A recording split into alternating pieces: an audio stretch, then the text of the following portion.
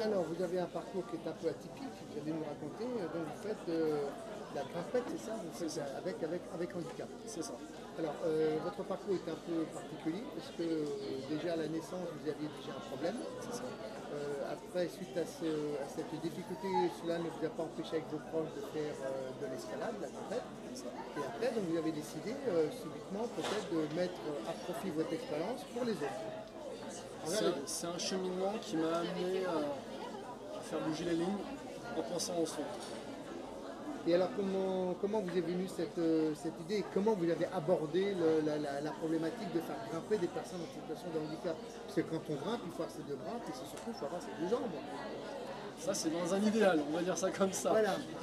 Non, en fait, un jour, j'ai voulu passer les diplômes d'encadrement de la Fédération française de la montagne d'escalade. J'ai commencé par le premier niveau qui m'a été donné.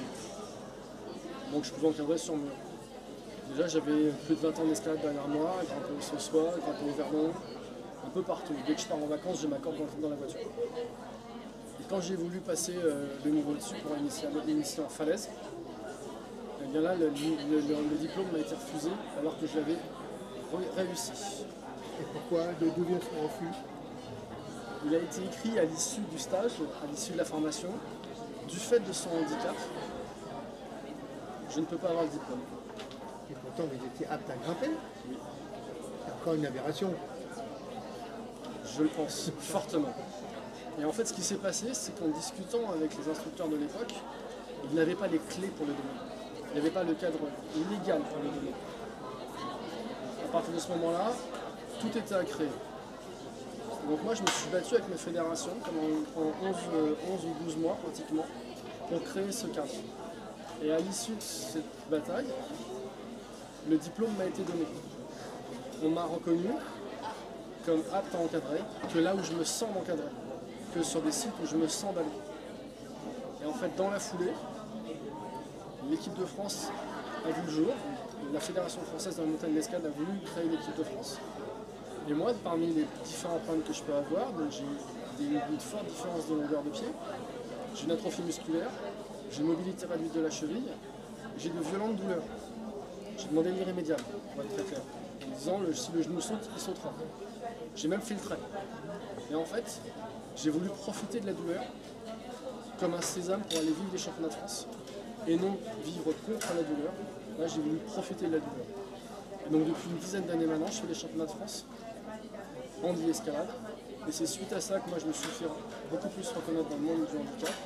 Et donc c'est suite à ça que j'ai une pensée pour les personnes qui ont pu vivre le genre de petites injustices et simplement être le lanceur d'alerte, être le défricheur. Ben, je trouve que c'est un rôle qui est plutôt chouette. Et je me suis battu pour essayer d'amener ce rôle-là. 2024, ça suscite quoi pour vous? Vous allez y participer ou pas? Est-ce que c'est dans le... Alors, pour le para-escalade, on parle de 2028. Parce que les fédérations ne sont pas prêtes. On serait en sport de démonstration. Mais c'est pas encore tout à fait acquis. Et donc aujourd'hui, alors vous proposez quoi comme escalade? Est-ce que vous proposez de l'escalade en montagne ou uniquement l'encadrement sur un mur et sur certains murs? Alors, à mon niveau, je propose, on est club, on accueille des personnes en situation de handicap. Alors quel type de handicap vous... En fait, on va faire un parallèle avec l'équipe de France. Il y a le handicap physique et le handicap sport adapté mental. Au jour d'aujourd'hui, si on regarde la Fédération française de la montagne d'escalade, elle prend en charge, depuis l'année dernière, vraiment elle s'est attelée au handicap physique. On a 3 grandes familles d'amputation, les personnes aveugles et les personnes déficientes et physiques et neurologiques, ce qui est mon cas. Et au travers de ces différents types de handicap, des adaptations sont possibles. Grimper avec une radio pour pouvoir guider, grimper avec la corde déjà installée, ce qu'on appelle en moulinette, ou grimper avec les cordes à installer comme un grimpeur normal, en tête, ou grimper avec 2 cordes, une déjà installée en haut pour juste monter et descendre, et une pour éviter le balancement latéral. Donc il y a plein de petites adaptations, je dirais, faisables, logiques. Mais alors qui a mis en place ces adaptations? Est-ce que c'est vous-même, à la suite de ça, qui avez d'emberger dans votre esprit en disant voilà, pour tel type de handicap, il faut mettre ça en place, etc. C'est des adaptations un peu canon. On sait que les aveugles ne voient rien, tous ont des radios. Mais si jamais la radio ne fonctionne plus, c'est ce qui s'est passé sur les championnats du monde. Alors, que se passe-t-il? Bah, le grimpeur, l'entraîneur en bas crie. Et il faut imaginer que la salle, Bercy par exemple, est vide de bruit. Tous les gens se taisent et on n'entend que le coach. Et après, on commence à discerner aussi des ouvertures liées aux personnes en situation de handicap. C'est pas tout à fait la même ouverture, la même façon de mettre les prises, la même philosophie de mettre une voix que des personnes valides. Alors, est-ce que pour le handicap mental, est-ce que vous avez déjà eu cette approche? Est-ce que vous avez déjà mis en place des procédures, une structure ou pas encore? Pas encore. Pour l'instant, c'est le handicap physique avec ces trois secteurs. C'est ça.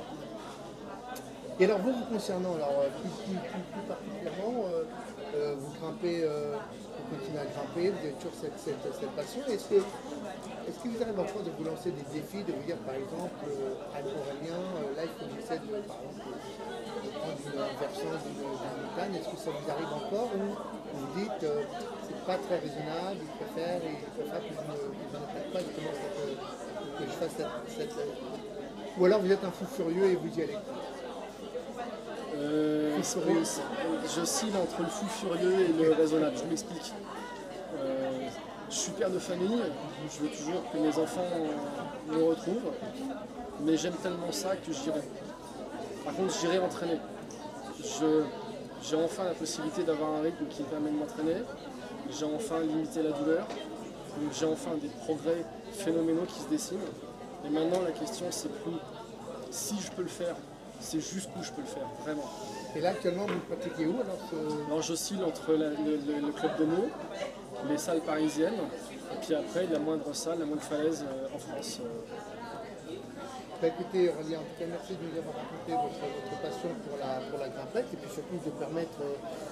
Alors, parce que je vois le handicap physique, est-ce que par exemple vous avez essayé de mettre en place, par exemple, pour les handicaps tout lourds, tétra, para, ou là ça vous semble vraiment trop compliqué à mettre en place? Alors, l'encadrant que je suis, spontanément, on va dire que c'est compliqué à mettre en place. Par contre, avec les bonnes ressources et l'organisation qui se met derrière, c'est-à-dire l'organisation, c'est-à-dire que par exemple, il y a une conseillère technique para-escalade qui a été nommée à la fédération. On a des personnes ressources qui seraient pas loin.